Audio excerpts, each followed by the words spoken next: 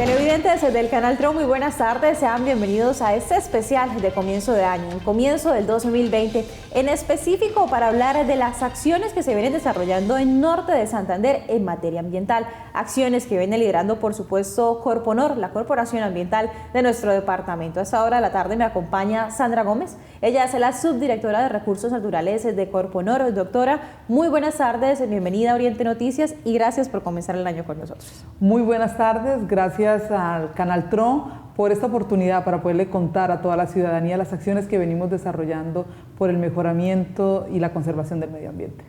Bueno, doctora, uno de los temas más recurrentes que tuvimos en el 2019 fue el tema de la contaminación de los afluentes hídricos. Entre estos, en específico, el del río Zulia. Las denuncias se hicieron sentir en redes sociales, nosotros también como medio de comunicación lo reportamos, pero Corponor también empezó a adelantar diferentes acciones para contrarrestar la contaminación de este río y para trabajar también mancomunadamente con la comunidad.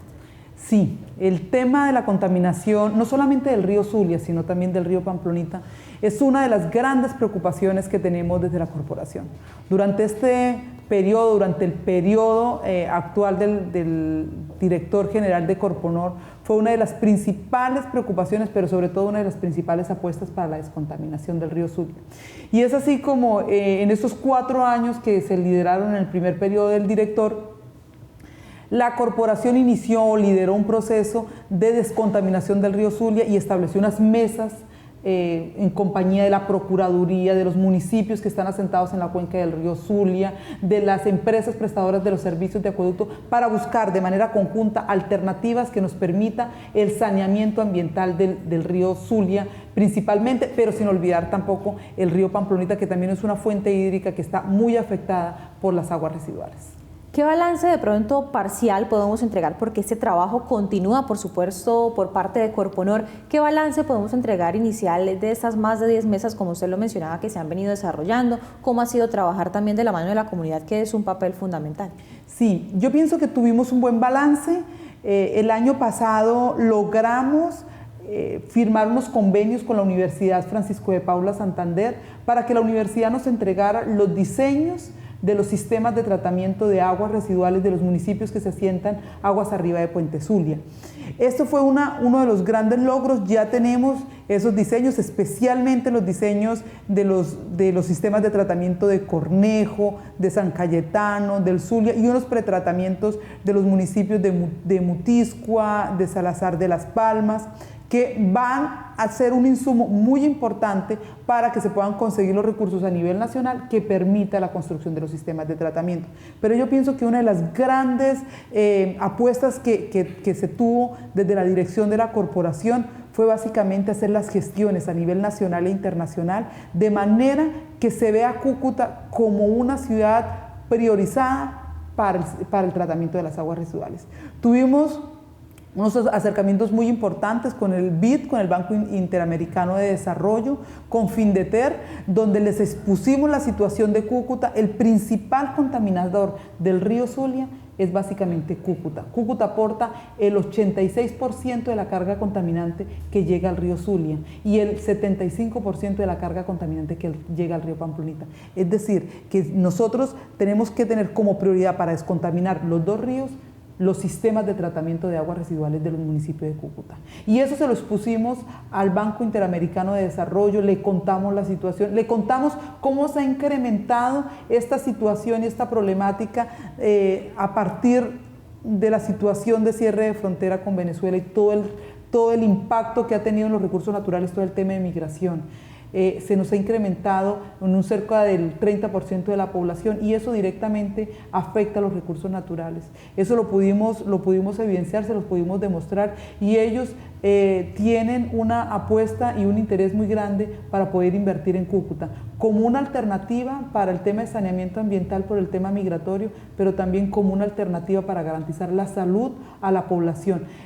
Lo vemos desde dos ópticas, desde el tema ambiental, porque necesitamos sanear ambientalmente los ríos, pero también por un tema de seguridad a la salud de la población, porque aguas abajo la población rural está utilizando el agua con vertimientos de aguas residuales para consumo humano y es un tema muy grave. Pero al mismo tiempo también ellos lo han visto como un tema binacional e internacional, porque pues nosotros entregamos las aguas a la gran cuenca del río Catatumbo y ella llega al lago Maracaibo. Entonces necesitamos también garantizar que las aguas que se entreguen al hermano país venezolano puedan tener unas condiciones ambientales y de salud ideales. Doctora, otro de los temas fundamentales que usted mencionó incluso hace poco fue el tema de FINDETER y el BID. Ellos entregaron, finalizando el 2019, especialmente FINDETER, un estudio de cómo será en 15 años o cómo debería ser el desarrollo sostenible de la región. Y el tema principal, como usted lo mencionaba, pues fue el de las aguas, el tema de saneamiento básico. Mi pregunta es, ¿deben los alcaldes electos, ya que empezaron a regir, por supuesto, en este 2020, trabajar mancomunadamente con la Corporación Ambiental de Norte de Santander? Sí. Ese es un trabajo indispensable. Hay que tener en cuenta que la responsabilidad en el tratamiento de las aguas residuales es de los municipios exclusivamente. La corporación ha liderado un proceso para que se pueda llegar a tener una bolsa conjunta entre los municipios, entre la gobernación, y que la corporación también pueda aportar recursos para poder llegar a cumplir con ese fin, pero sin olvidar que la responsabilidad totalmente es de los municipios. Entonces lo que estamos haciendo es un esfuerzo como región para lograr que se cumpla ese fin. Y por supuesto hemos tenido unos acercamientos con el alcalde, el ingeniero Yáñez, y él está también muy interesado, tiene una preocupación también al igual que nosotros por el tema de las aguas residuales en Cúcuta, y lo está incluyendo en su plan de desarrollo que ya inició a la formulación. Entonces es un tema muy importante. Esos temas que priorizó FINDETER fueron solicitados por la corporación para que se incluyera en esa visión de Cúcuta al 2020 para que pueda tener el saneamiento ambiental de su territorio. Doctora, hablando ahora, pasamos un poco de estas mesas técnicas del Zulia, ahora pasamos al POMCA. ¿Qué es? ¿Para qué sirve? O como se dice curiosamente o coloquialmente, ¿cómo se come eso? La gente que lo escucha o lo lee en los medios de comunicación o lo ve, pero no sabe qué es. Bueno, un POMCA significa un plan de ordenación y manejo de la cuenca hidrográfica. Es un documento, es un instrumento de planificación que le permite a corto, a mediano y a largo plazo establecer cuáles son las acciones para que se pueda desarrollar ambientalmente y económicamente el desarrollo de un territorio.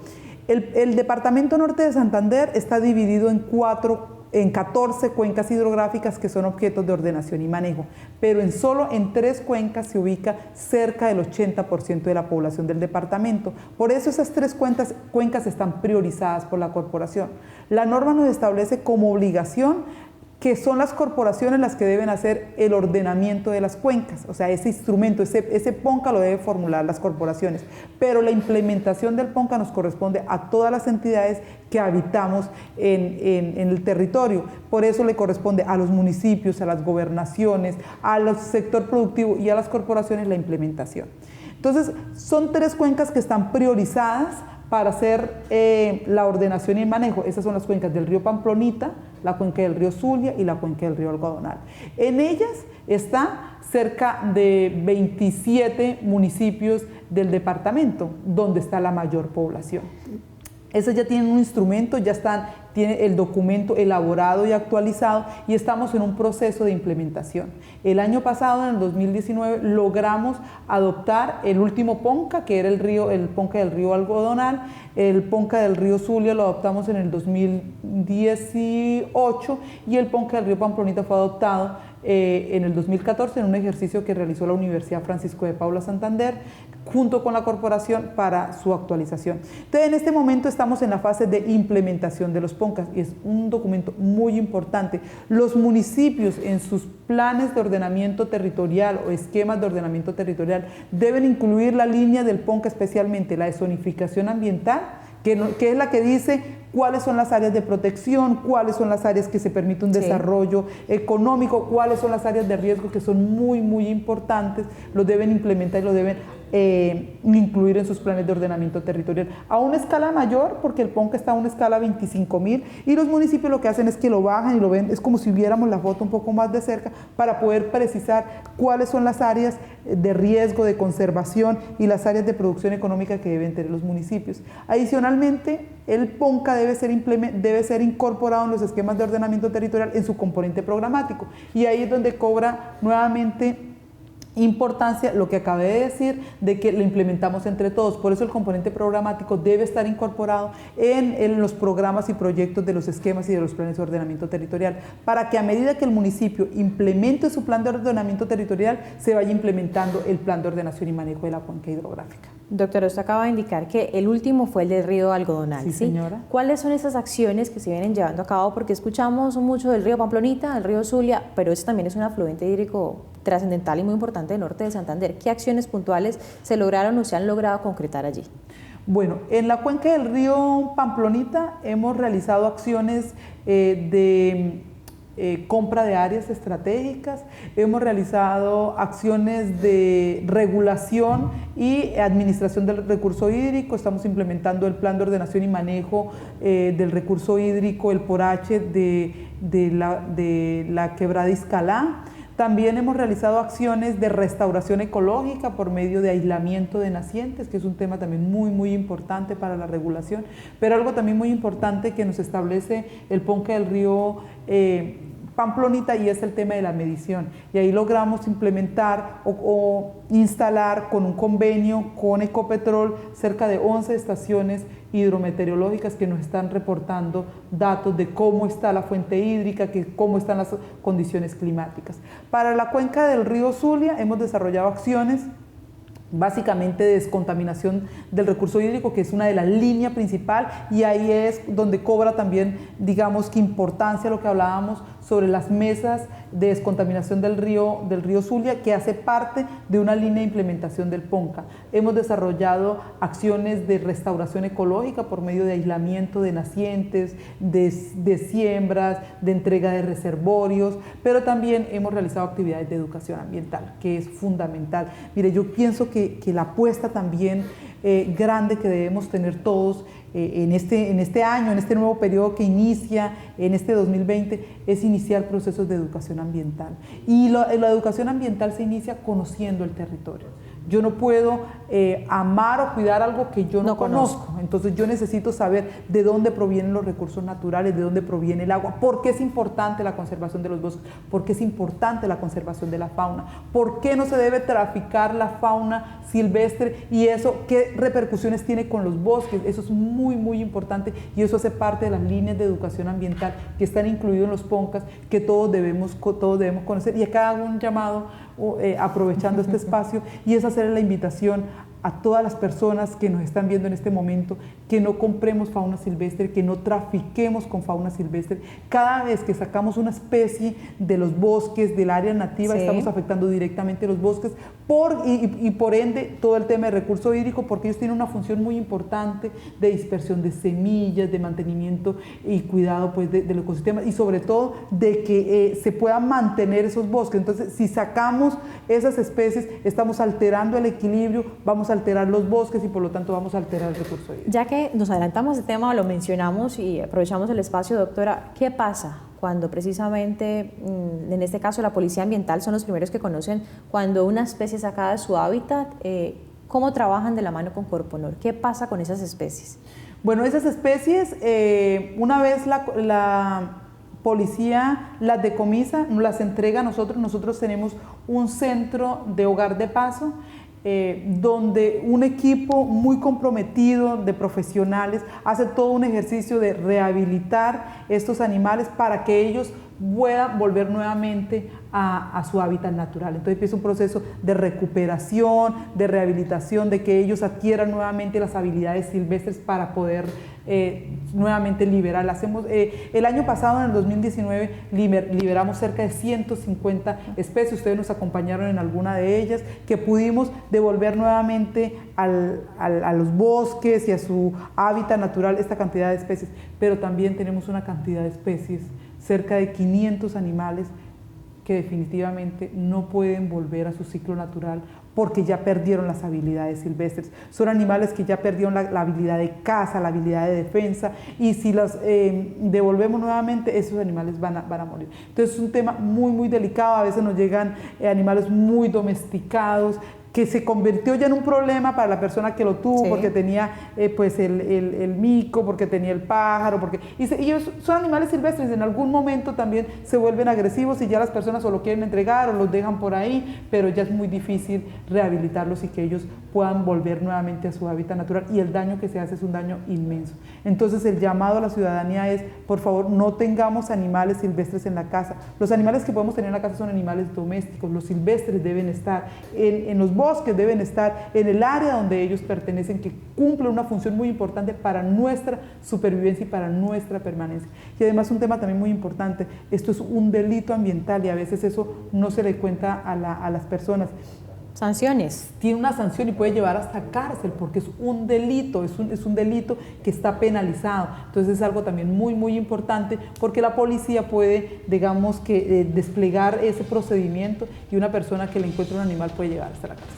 Doctora, con esta información importante nos vamos a una pequeña pausa comercial. Televidentes, ya regresamos con más de las acciones que se han llevado a cabo, por supuesto, en Corponor durante esos años y lo que viene para el 2020. Ya regresamos.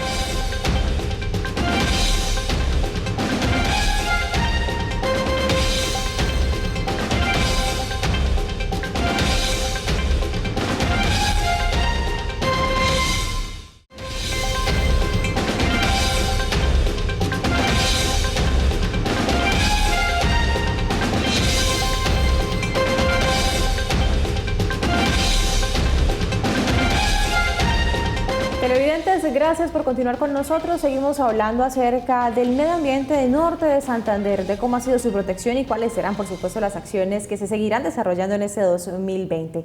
Doctora, iniciamos ahora este nuevo bloque, pero hablando de las áreas protegidas del norte de Santander.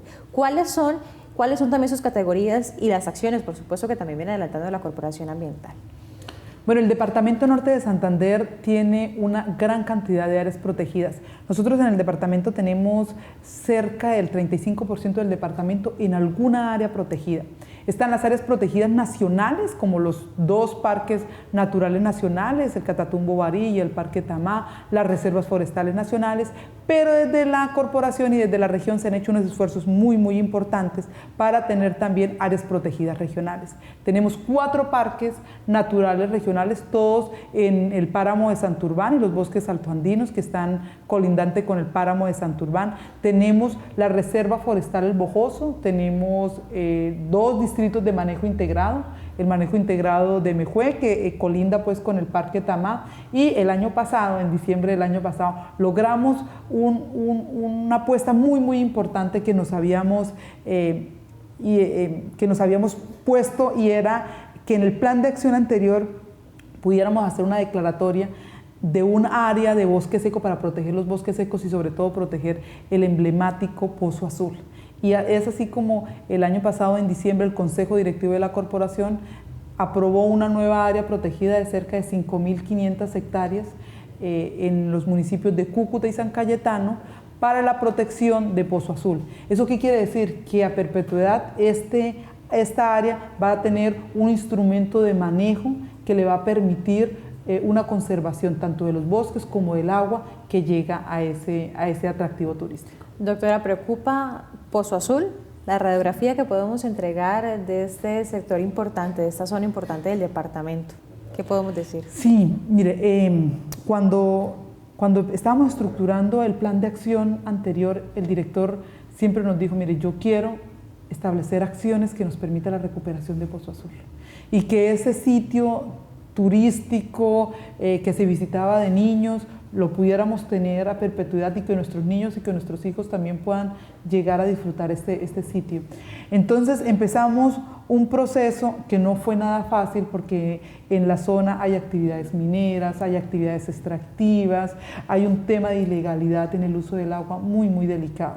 Pero desarrollamos un proceso con la gente, con esas actividades mineras que también estaban ahí para ponerlas de acuerdo y mirar cómo hacemos unas actividades sostenibles y logramos la declaratoria. La declaratoria por sí no soluciona nada si no hacemos acciones e implementaciones. Pero es un paso, y es un paso muy importante, porque en ese polígono que se delimita no van a haber nuevas actividades mineras, eso es un tema y eso es una ganancia muy importante, pero adicionalmente se deben establecer acciones que nos permitan la protección de los bosques y de las áreas que están alrededor. La preocupación siempre es en las épocas de verano, cuando se disminuyen los caudales y el pozo pues queda con unos niveles de agua muy bajitos. Pero adicionalmente hay otra preocupación mayor, sí, y es que el tema del ecoturismo, como se está desarrollando en la zona, es un turismo desordenado, es un turismo que no tiene una responsabilidad con el manejo de los residuos sólidos. Este instrumento va a permitir que se haga un manejo adecuado de esa área. La siguiente apuesta es realizar las implementaciones para que eso tenga unas actividades de senderismo, de señalización, y sobre todo que la comunidad pueda organizarse de manera que se pueda estructurar un turismo responsable sobre el manejo de los residuos sólidos, sobre el manejo de la gente, sobre la cantidad o la capacidad de carga que puede tener ese lugar para saber hasta cuánto es el número máximo que puede recibir de personas por día ese lugar y que no lleguen allá una cantidad de personas pues que hacen un tema no adecuado pues del área. Y adicionalmente, pues se tienen que empezar a implementar acciones tanto por los municipios de Cúcuta, los municipios de San Cayetano, desde la corporación, de la Agencia Nacional de Tierras para regular el uso también de la tierra. Y algo también muy importante y es cómo la comunidad y cómo la ciudadanía también empieza un tema de legalidad en el uso del agua. Hay una cantidad, sobre todo en épocas de verano, se ven una cantidad de mangueras que se conectan y que se están tomando del agua sin ningún control y sin ninguna regulación. Eso también es muy importante y este instrumento dentro del plan de manejo ambiental que se va a desarrollar, pues va a permitir establecer las líneas sobre cómo hacerlo. ¿Ha sido de pronto para la corporación ambiental un dolor de cabeza la minería ilegal, doctora? ¿Esto está afectando el ecosistema? Sí, la minería ilegal yo pienso que en todos los territorios es un tema muy complejo y es un tema que afecta de manera directa a los recursos naturales. En Norte de Santander pues no somos ajenos a esta actividad, especialmente pues en las zonas como de Sardinata, en las zonas del Catatumbo tenemos actividades de minería ilegal. En Cúcuta, en Cerro Molo, por ejemplo, es una de las áreas donde han tenido más afectación este tipo de actividades. Y sí, estamos trabajando con la Agencia Nacional de Minería, con la Gobernación, porque el tema de minería ilegal no nos compete a nosotros como corporación hacerle seguimiento, les compete a esas entidades, pero a nosotros sí nos compete todo el deterioro del medio ambiente y por eso estamos ahí, por eso estamos trabajando de manera conjunta con estas agencias, tenemos algunos convenios donde nosotros colocamos recursos, colocamos capital humano para establecer y mirar cómo traemos a esas actividades a la legalidad, le colocamos un instrumento de manejo, de seguimiento para acompañarlos en ese proceso y cómo definitivamente en algunas áreas donde no se permite la actividad minera, donde por lo sensible del ecosistema no debe haber esas actividades, se tienen que definitivamente sustraer esas actividades y empezar un proceso de reconversión y un proceso de recuperación de esas áreas. El tema de Páramo de Santurbán, se avanzó en el 2019, creo que fue uno de los años trascendentales para el páramo, para su conservación y para cada una de las acciones que por supuesto también vienen por parte o direccionamiento del gobierno nacional. Desde Corponor, ¿cómo se trabajó para su conservación, para las diferentes acciones, para trabajar especialmente con la comunidad? Sí, el páramo de Santurbán es, yo pienso que el páramo más famoso a nivel nacional. Sí. Y el páramo de Santurbán es nuestro ecosistema emblemático y nuestro principal ecosistema en el departamento norte de Santander. Y yo quiero contarles un poquito es la importancia de este páramo. Nosotros tenemos cerca del 89% del páramo en nuestro territorio. Cerca de 20 municipios tienen área en el páramo de Santurbán.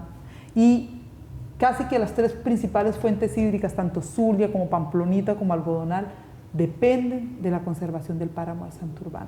A veces se dice, pero es que el norte de Santander no hacen nada porque la bulla se escuche en Santander, sí, pero nosotros tenemos unas condiciones muy diferentes en nuestro páramo. Nosotros en nuestro territorio no tenemos actividades mineras. Nosotros en nuestro territorio lo que tenemos son actividades agropecuarias y son actividades agropecuarias de subsistencia que las podemos denominar en algunos o en la mayoría de los casos de bajo impacto. Por eso nuestra lucha es diferente, por eso nuestra lucha es con la comunidad que habita en el páramo y por eso desde la coordinación del área de manejo especial y por supuesto una persona muy muy importante y muy fundamental en este proceso como es el ingeniero Sergio Niño, hemos diseñado un ejercicio de conservación del páramo de Santurbán en el norte de Santander con nuestra gente, estableciendo acciones y actividades para que la gente que actualmente vive en el páramo de Santurbán no tenga esas grandes afectaciones por la delimitación del páramo y se pueda desarrollar esas actividades de bajo impacto que conserven el páramo de Santurbán. Por eso desde la corporación se diseñó una metodología que fue denominada la metodología predio a predio, donde fuimos a cada uno de los predios que están ubicados en el páramo de Santurbán. De los 20 municipios tenemos levantados cerca de 8 municipios donde se asienta el 80% del territorio. Hay algunos municipios como Bucaracica, por ejemplo, que tienen territorio del páramo, pero tienen un solo predio. Entonces, ese no tiene la información tan grande como la tiene Silos, como la tiene Mutisco. A esos municipios fuimos al 100% de los predios, levantamos la información, sabemos qué hay en cada predio, cuántas áreas están en desarrollo económico, por decir, en agricultura, que están abiertas, y cuántas áreas están en conservación. Y en esas hicimos un modelo que lo denominamos modelo de gestión del páramo de Santurbán, donde le presentamos al Ministerio de Ambiente una propuesta de un nuevo mapa del páramo de Santurbán, donde dentro de la mapa del páramo quedaran las áreas que actualmente están con un muy buen nivel de conservación, que están las áreas de mayor importancia y que quedaran por fuera esas áreas donde se está desarrollando la agricultura, de manera que no se presentaran esas afectaciones. Y obviamente que quedaran dentro de ese páramo también las áreas que por su importancia estratégica, donde están los nacimientos de agua, donde están las principales estrellas fluviales, pues puedan quedar dentro del páramo, que puedan tener algunas actividades económicas y que están sujetas a reconversión. Esa fue la propuesta que se le presentó, adicionalmente una propuesta de sustitución, de reconversión de actividades productivas, una propuesta de coordinación, de cómo sería todo el tema de coordinación para el desarrollo de esa actividad, una propuesta financiera también para el desarrollo de todas esas actividades. Entonces fue un ejercicio muy enriquecedor, fue un ejercicio con mucho trabajo de campo, pero sobre todo un ejercicio con mucho sentido social para incluir la gente dentro de estas estrategias de conservación del medio ambiente. Sabemos que no podemos desconocer la gente, porque la gente en los páramos ha existido desde hace más de 100, de 200 años, y no podemos de la noche a la mañana excluirlos o afectarlas. Lo que queremos tener y lo que quisimos fue presentar una metodología que los involucre y que se garantice la conservación. Mire, en nuestro páramo, el área de conservación es mayor al 95%, o sea, nosotros tenemos solamente un 5% de intervención, diferente a lo que sucede en Santander. En Santander sí hay unas áreas muy transformadas, especialmente los municipios mineros, que tienen unas actividades diferentes. Nosotros el tema de nosotros es más un tema de agricultura y más un tema de acompañamiento a esas comunidades para que permanezcan en el territorio, pero con unas mejores condiciones de vida, con unas mejores condiciones sociales que ellos puedan tener y que al mismo tiempo ellos se conviertan en esos guardianes del medio ambiente y esos guardianes del páramo. Uno de los proyectos importantes, y lo hablábamos ahorita fuera de cámaras, no lo conocía en realidad, creo que muchos televidentes tampoco, y es el tema de Banco 2. ¿Qué es este proyecto? Digamos que de qué trata y cómo está beneficiando, por supuesto, el ecosistema de nuestro departamento. Banco 2 es una estrategia de pago por servicios ambientales. El nombre o la marca de Banco 2 viene desde otra corporación que queremos mucho, que es Cornare, está en Antioquia. Ellos fueron los que diseñaron ese programa y es el banco del CO2, por eso se llama Banco 2, es el banco del CO2, y lo que permite básicamente es compensar actividades que están generando emisiones de gases de efecto invernadero en esas zonas muy estratégicas del departamento norte de Santander, donde está también una situación social de la comunidad muy, muy complicada, y es lo que a veces siempre mencionamos, y es que donde está la mayor riqueza ambiental está la mayor pobreza social. Entonces, lo que queremos básicamente con este programa o la apuesta que hemos tenido es que las empresas que generan emisiones atmosféricas, que generan gases de efecto invernadero, realicen la compensación de la huella de carbono en esas comunidades. El proyecto lo tenemos establecido para 2 municipios, para el municipio de Salazar y Cucutilla. La empresa que está aportando los recursos es Centrales Eléctricas. Ellos son los que están compensando su huella de carbono, y es básicamente un programa con unos beneficios sociales y ambientales muy, muy lindos, y es identificar esas áreas que son muy estratégicas, que son muy importantes, donde están los bosques, donde están los nacimientos de agua que abastecen tanto a los ríos Sula y Pamplonita, y que esas comunidades puedan tener un pago por conservar. No es un subsidio, y es algo que también hemos querido tener como la diferencia. No es un subsidio más del gobierno, es un pago a las comunidades, a los campesinos, a los dueños de los predios donde está esa riqueza ambiental, donde están esos bosques, se les está pagando por conservar. Y es básicamente el área que usted está dejando de producir económicamente, usted tiene un pago para que esas áreas se sigan manteniendo a perpetuidad y se siga regulando el recurso hídrico que abastecen acueductos, veredales, municipales y nuestras fuentes hídricas.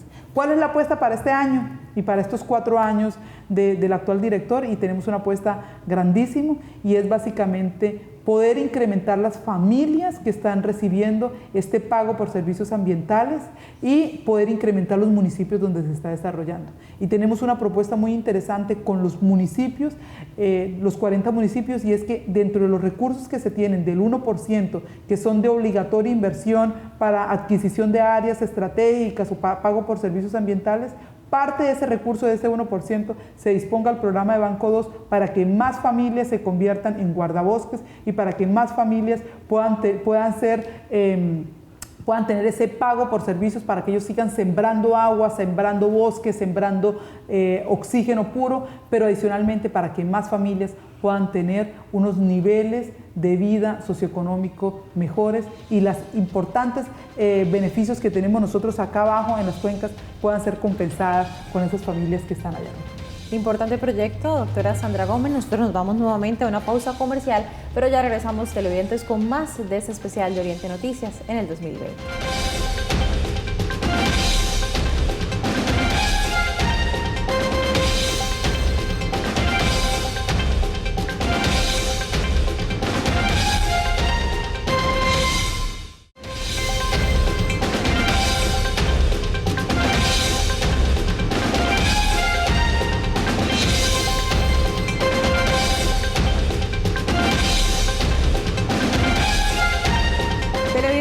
Gracias por continuar nuevamente con nosotros. Seguimos hablando de las acciones ambientales que vienen para este 2020 y el balance que tenemos de lo que se hizo también en el 2019 por parte de Corponor. Me acompaña Sandra Gómez, la subdirectora de Recursos Naturales de esta corporación. Nuevamente, doctora, hablemos ahora acerca de biodiversidad, pero un tema en específico, Hogar de Paso. ¿Qué decir acerca de esto? Bueno, el Hogar de Paso es un centro donde nos llega la fauna silvestre, tanto decomisada o la afectada por algún tema ambiental, y empezamos un proceso de rehabilitación, de recuperación y de liberación. En este Hogar de Paso, pues tiene unas condiciones que requieren y que nuestro director ha querido que se mejore y se tengan unas condiciones, sobre todo que podamos desarrollar unos ejercicios de educación ambiental. Y para este año, para el 2020, empezamos un proceso de mejoramiento del Hogar de Paso, de mejoramiento de las instalaciones, de mejorar los hábitats que actualmente tienen los animales en este lugar, y de establecer un ejercicio para que podamos hacer también unos procesos de educar a las comunidades para que no se trafique con fauna silvestre, no se tenga fauna silvestre en sus casas. Entonces, ser un proyecto muy lindo, donde vamos a mejorar las instalaciones del hogar de paso, los animales van a tener unas jaulas de mayor tamaño, van a estar en mejores condiciones, y es una apuesta muy importante para el mejoramiento pues de estos procesos que desarrollamos en la corporación y que nos permita desarrollar mejor nuestra actividad como autoridad ambiental. Biocuenca, ¿qué decir acerca de esto por parte de la corporación? Bueno, la Alianza Biocuenca es el Fondo del Agua de Norte de Santander. Es un mecanismo financiero para apoyar a la sostenibilidad de los ecosistemas. La Alianza Biocuenca fue creada en el 2015, fue una apuesta desarrollada por la región, pero liderada por la corporación, donde pudimos tener recursos de la GIZ, de las organizaciones internacionales, de las entidades privadas como Bavaria, y empezamos a construir un sueño de cómo establecer un mecanismo financiero para la sostenibilidad de los ecosistemas estratégicos y del páramo de Santurbán. En el 2015 se creó el Fondo del Agua, fue liderado pues por la corporación, y hoy en día este Fondo de Agua pues tiene unos avances muy importantes, apoyados básicamente desde la corporación, ya tiene incluidos muchos sectores productivos, y eso era lo que queríamos en ese momento, que este Fondo del Agua fuera atractivo para los empresarios, para el sector privado, de manera que el sector privado haga unas inversiones en el tema ambiental como un tema de sostenibilidad de su negocio. Y es que si se acaba el agua, no hay negocio. Y eso es un tema muy importante. Y así lo han entendido algunas empresas tan importantes como Bavaria, como Postobón, por ejemplo, que están haciendo inversiones muy importantes en el páramo de Santurbán por medio de la Alianza Biocuenca y que está generando unos beneficios ambientales muy importantes. El tema también que hablábamos ahorita antes de iniciar nuevamente nuestro noticiero y la pausa comercial fue el tema de las comunidades indígenas. ¿Cómo se viene trabajando de la mano con ellas en el norte de Santander? ¿Qué avances? Y el 2020 también será un año importante para estas comunidades. Sí, mire, las comunidades indígenas son una estrategia también de conservación muy linda en el territorio. Ellos, por su naturaleza, por sus creencias, ellos tienen a la tierra como el elemento primordial para su desarrollo, y así lo deberíamos entender todos y deberíamos aprender mucho de ellos. Y de la corporación tenemos una estrategia de relacionamiento con las comunidades indígenas donde nos permite desarrollar acciones en los dos pueblos que tenemos, en el pueblo Barí y en el pueblo Uwa. Ahí tenemos una persona fundamental en la corporación como es Camilo Rincón, que ha liderado este proceso de relacionamiento con comunidades indígenas, y hemos podido desarrollar unos ejercicios muy lindos de proyectos productivos, unos ejercicios de sostenibilidad ambiental mediante procesos de recuperación, de restauración, que nos ha permitido mejorar las condiciones de vida de la comunidad, mejorar la seguridad alimentaria de este pueblo y al mismo tiempo establecer acciones de cooperación para la conservación de los recursos naturales. Uno de los grandes logros que tuvimos, por ejemplo, con la comunidad Uwa, fue la generación de una pequeña hidroeléctrica, le llamo yo, es una Pelton, y se está generando energía eléctrica limpia en este lugar, en unos lugares donde no hay la red normal pues, que actualmente existe por centrales eléctricas, sino que se está generando energía para algunas viviendas de allá de esa comunidad. Proyectos productivos de mejoramiento de la caña, trapiches paneleros, hemos desarrollado proyectos de silvicultura, hemos desarrollado proyectos de reforestación, hemos desarrollado proyectos de aislamiento de nacientes pues, con ellos, y ha sido un ejercicio muy bonito. Las dos comunidades son aliados a la gestión de la corporación, para nosotros son muy importantes y están siempre dentro del plan de acción de la corporación. Doctora, otro de los temas que tuvimos ya un poco más polémicos durante el 2019 y que seguramente lo serán para este año, pero fue el plan de ordenamiento territorial. Durante el 2019 pues, supimos que varias veces estuvo en revisión en Corponor, fue aprobado finalizando año por la Corporación Consejo de Cúcuta. Esperar, por supuesto, qué va a pasar este año. ¿Cómo fue este proceso? Pues fue un proceso de muchos meses de trabajo conjunto con la alcaldía. Nosotros tuvimos 2 etapas en el proceso de concertación de los asuntos exclusivamente ambientales del Plan de Ordenamiento Territorial. Uno lo desarrollamos en el 2018, donde nos entregaron inicialmente un documento, nosotros verificamos, el documento no cumplía con los determinantes ambientales y los mínimos, y el documento fue retirado por la Alcaldía de Cúcuta en diciembre del año 2018. Luego, en el año 2019, el año pasado, fue entregado nuevamente, radicado nuevamente el documento.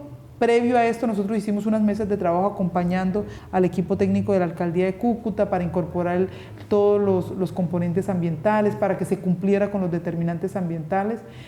Finalmente, en marzo del año 2019 se radica nuevamente el documento y empezamos un proceso de revisión de este documento por un equipo de trabajo de cerca de 22 personas que conformamos en la corporación, para que cada uno de los expertos revisara cada una de las temáticas. Finalmente, en agosto del año 2019, del año pasado, pudimos concertar el plan de ordenamiento territorial en los asuntos exclusivamente ambientales, donde logramos muchos temas. Uno de los principales temas fue básicamente que en el plan de ordenamiento territorial quedaran las áreas específicas donde se deberían construir o se deben construir los sistemas de tratamiento de aguas residuales en Cúcuta, que no lo tenía. Y fue un ejercicio también en unos procesos de concertación y de discusiones en unas mesas, porque es necesario que esas áreas queden establecidas en el plan de ordenamiento territorial con el uso exclusivo de sistemas de tratamiento de aguas residuales, y se catalogó con el uso de suelo de servicios públicos. Esa área ahorita tiene que, el municipio empezar un proceso para que quede o se declare como de utilidad pública, de manera que ahí no puede existir nada más, porque se necesitan esas áreas para la construcción de los sistemas de tratamiento. Otro de los temas también muy importantes fue establecer acciones para la conservación de los bosques secos. Y ahí logramos que quedara un polígono muy importante en Cerro Mono, como área de protección exclusiva, donde no debe haber otro tipo de actividad. Y ahí es muy importante que la Alcaldía de Cúcuta ejerza un ejercicio de control y de vigilancia, de manera que se cumplan los usos de suelo que se establecieron. Es un área estratégica para la provisión de agua para los corregimientos de Banco de Arena y de Palmarito, que en épocas de verano también tienen muchas dificultades y donde se desarrollan actividades ilegales. Entonces es importante, y ahí logramos que quedara establecido en ese polígono de cerca de 14.000 hectáreas como suelo de protección. También el área de bosque seco de Pozo Azul quedó incorporado también con categoría de protección. Las áreas del Cerro Tasajero también quedaron categorizadas como categoría de protección, y desde la corporación también logramos incorporar la determinante ambiental del Ponca, especialmente en una zona urbana de Cúcuta, que es toda esta polémica que se generó en el área de la loma frente al tenis, y desde la corporación quedó con categoría de protección como lo establece el Ponca del río Pamplonita. Doctora, durante el 2019 se tuvo una temporada seca, una temporada también de incendios forestales, temporada que afectó también especialmente a Cúcuta y su área metropolitana. ¿Cómo fue ese resultado, ese balance? Digamos que Corponor, ¿cómo actúa ante esto que obviamente no se puede controlar de ninguna forma? Sí, nosotros tenemos unas acciones y trabajamos de manera conjunta con los consejos municipales para la gestión del riesgo de desastres. Nosotros tenemos unas funciones como ley, dentro de la ley, de conocimiento de la gestión del riesgo, y es poder asesorar a los municipios, entregar los insumos para que ellos conozcan dentro de sus áreas, dentro de sus territorios, cuáles son los lugares que son más susceptibles por el desarrollo de eventos climáticos, como incendios forestales, o en épocas de invierno como avenidas torrenciales o inundaciones. Pero adicionalmente nosotros en esa emergencia que se presentó trabajamos en toda la parte de la atención de la emergencia. Trabajamos con los cuerpos de bomberos, trabajamos con la defensa civil, prestamos todo el apoyo técnico y todo el conocimiento para poder atender esa situación. Todo el tema del rescate de la fauna silvestre, que también se vio muy afectada, nosotros lo hicimos, lo atendimos en el Hogar de Pedazo. Estuvimos de manera constante con los consejos municipales de gestión de riesgo. Nosotros tenemos un delegado en cada oficina de los consejos municipales de gestión de riesgo en los 40 municipios, que están brindando apoyo y están apoyando al municipio para el desarrollo de estas emergencias. Y bueno, logramos superar esta situación porque también el clima nos favoreció, pero esto es un llamado de atención de lo que está pasando con el cambio climático. Y es un tema también, digamos que para reflexionar un poco. El cambio climático ya, y el año pasado, en el 2019, vimos algunas de las situaciones que se presentan. Nunca antes habíamos visto tantos incendios forestales al mismo tiempo en todos los municipios. Casi que en todos los municipios teníamos incendios en una situación muy, muy compleja. Y ahí entra también un tema de educación ambiental, y es que las condiciones climáticas que actualmente tenemos se hace que los ecosistemas sean muy susceptibles a que se desarrolle ese tipo de situaciones. Pero si a la par no tenemos una comunidad educada en buenas prácticas, en qué hacer y qué no hacer en temporadas secas, pues se nos presenta la situación. Casi que el 90% de los incendios que se presentaron fueron incendios provocados por algún tipo de malas prácticas agrícolas o por algún tipo de actividades realizadas por los humanos. Entonces es un tema que necesitamos educarnos, que necesitamos saber que el clima está cambiando, que las condiciones climáticas cada vez son más recurrentes, van a haber temporadas secas mucho más largas, temporadas de invierno mucho más severas, que también necesitamos estar preparados. Y es un tema de cambio climático. Nuestros municipios deben estar mejor planificados, se deben planificar en áreas que no tengan algún riesgo o alguna vulnerabilidad. Las rondas de los ríos se deben respetar, las zonas de bosque tienen que tener unas condiciones adecuadas de manejo para que no se presenten esos incendios forestales. Y algunas actividades también que se presentaron en el 2019, como algunas granizadas, por ejemplo, sí, que nunca se habían visto en Cúcuta. Eso es un tema de lo que está pasando en el clima. Los tornados que vimos también en algunas oportunidades, como en septiembre más o menos, también es unas situaciones que nos llama la atención y decimos, ojo, el tema de cambio climático es un tema real, que necesitamos estar preparados y que necesitamos convertir en territorios mucho menos vulnerables y más resilientes al cambio climático, y eso se hace con una adecuada planificación, un adecuado plan de ordenamiento territorial, un adecuado control y vigilancia de los municipios para que se deba establecer dónde construir, dónde no construir y cómo es el manejo de los recursos naturales y de las áreas. Doctora, nos quedan muchísimos temas más por hablar, especialmente porque ya estamos comenzando un nuevo año, lo hemos dicho durante todo el especial. Y muy puntualmente sabemos que el tema de educación ambiental es fundamental, pero ese mensaje para el 2020, en materia ambiental para Norte de Santander. Mire, yo pienso que estamos en un momento adecuado, en un momento propicio. En este año inician las construcciones de los planes de desarrollo municipal. Inicia también la construcción del plan de acción institucional de la corporación, nuestro PAE, y también inicia el plan de desarrollo departamental. El tema de la variable ambiental es muy importante, que los municipios lo involucren. El tema de la educación ambiental es muy, muy importante. Si se involucra el tema de la educación ambiental en los planes de desarrollo departamentales y municipales, vamos a garantizar que durante los 4 años se desarrollan acciones ambientales en los territorios. Y esto es un ejercicio muy, muy importante para empezar un proceso de sensibilización, empezar un proceso de inversiones en los municipios en el tema ambiental, en el tema de aguas residuales, en el tema de residuos sólidos, en el tema de la economía circular, que es tan importante. El tema del manejo de los residuos sólidos tiene que tener unas acciones diferentes a las que actualmente estamos desarrollando. El tema del control y la vigilancia del aire también es muy importante que se incluya. Y el tema de la educación ambiental en los hogares, en los colegios. Hemos insistido mucho en Cúcuta que por favor instalen su comité de educación ambiental. Es el único municipio, y lo decimos con todo el amor que le tenemos a nuestra amada ciudad, pero necesitamos que en Cúcuta se tenga ya el comité de educación ambiental para que blinde todo un tema de educación en los hogares, en los colegios, en las instituciones, en las juntas de acción comunal, como una política institucional y como una política municipal.